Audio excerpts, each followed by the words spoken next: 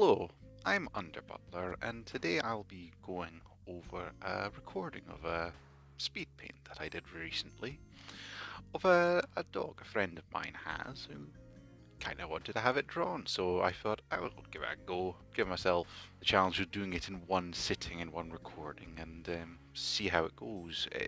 Doing it recently in a style that I tried out on a sheep wielding a sunrise sword, which I really ought to have recorded. That one went quite well and in a reasonably similar amount of, well, slightly less amount of time, honestly. There's very much a style inspired by Alfonso Mucha, but kind of keeping within the general theme of animals that I end up drawing on the most part. This, though, it had an advantage when I was looking back on it, because normally not got much of an idea of the time I spent, or being able to look back at it like this is it got some advantages. It kind of made it more obvious where I'd done mistakes and a few workflow errors.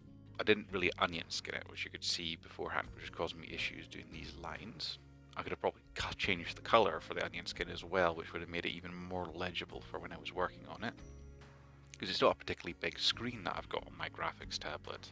I would also say that these little details lines, I could have probably done a better one to make sure it felt more like some of the Alfonso Mucha stuff, which, albeit most of the stuff that Alfonso Mucha did was cloth and women, and you can get the hair flow, and that's a lot nicer. But I think there's a bit of a change I need to do for adhering it to animals, and I might do a couple of test things with Neve Parker's style, which is a 1950 style, illustration style for animals, which I think would be a better way of working. To be honest, the shading, the little detailed bits here, I think were pretty okay. There was a little bit of redoing here to make sure that it was okay, but I think there are a few bits where it's too detailed and a few bits where, especially in the nose there, you can kind of see the lines maybe didn't need to be there. They should have been kept more to sketching. And I think the big issue here is I started colouring just on plain white. I should have done a mask. I should have done a fill mask using the colour masks that Krita offers, which I really should have investigated earlier. Great video by David Revoy, among others, that I highly recommend, because it's a great overview of using these colour masks, and then also a better shading process, which I really ought to look into using, which I will probably try doing on the next piece like this. Whereas this is very much in my kind of old way of building up.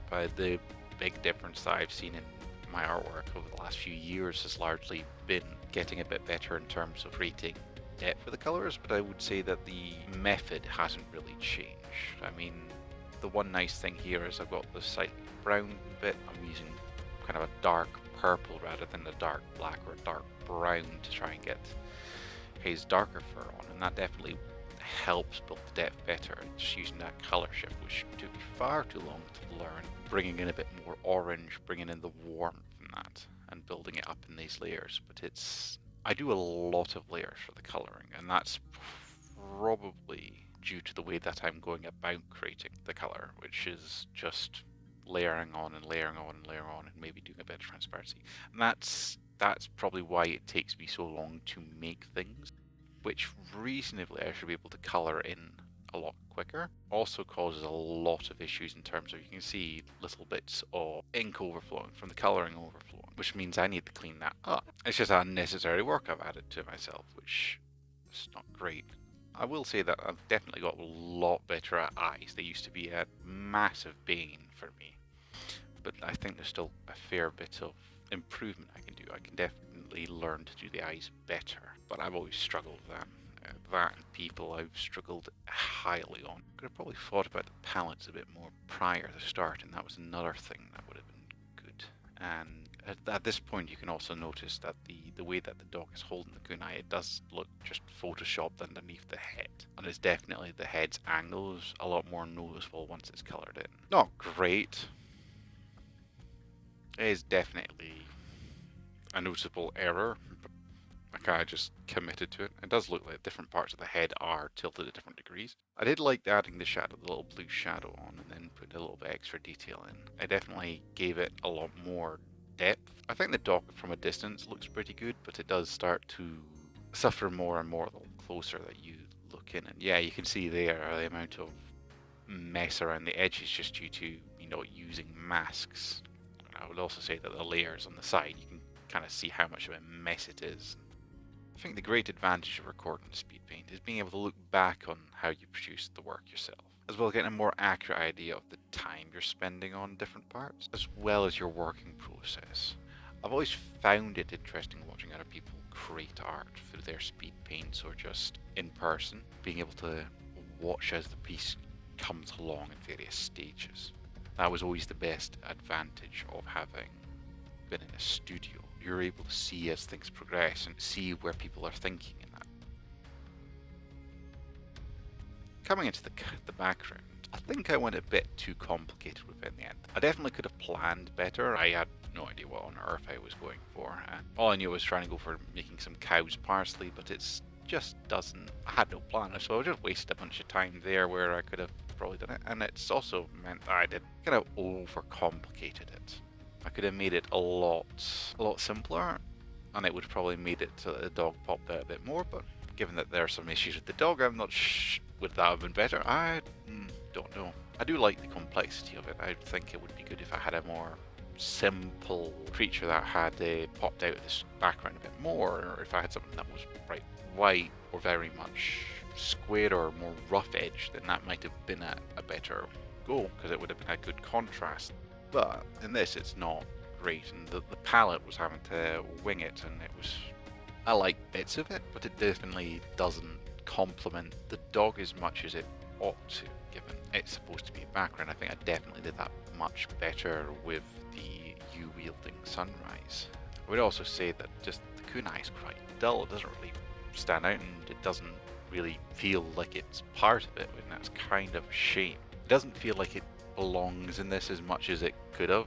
I mean, I could have removed that, and I don't think it would have made the piece any worse. It might have well made it better. I did like that patterning on the outside there, the little curved floret bits by the orange orbs and that. That's definitely one of the bits I like. And you can kind of see how little direction I had in terms of what I was doing with the background. I definitely say the outside bit is much. The outside and the inside is nice. The cow's parsley, I would have redone it. I would change it so that I have a more simple version. Maybe only a few florets. A hell of a lot less florets than that. That just overcomplicated it, and it just drags too much attention away from the main focus. And it's also just the process I was doing it made it a hell of a lot more painful to add these details.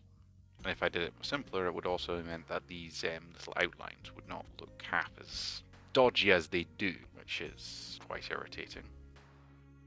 Yeah, I do like. There's quite a few elements in this I would like to continue doing. It's definitely a learning experience piece. I did do quite a bit in the 3 hours 20. For the first one, I've speed painted, and the first one to record it, I'm not perfectly happy with it. There's definitely a lot I could have done with it that would have been much better. I did like these little accents I did in the back and bottom corner. I did do something similar in the last piece, but these I definitely think they stand out far more out as kind of the Mucha style. Though once I come to the end, they just blend a bit too much into the background.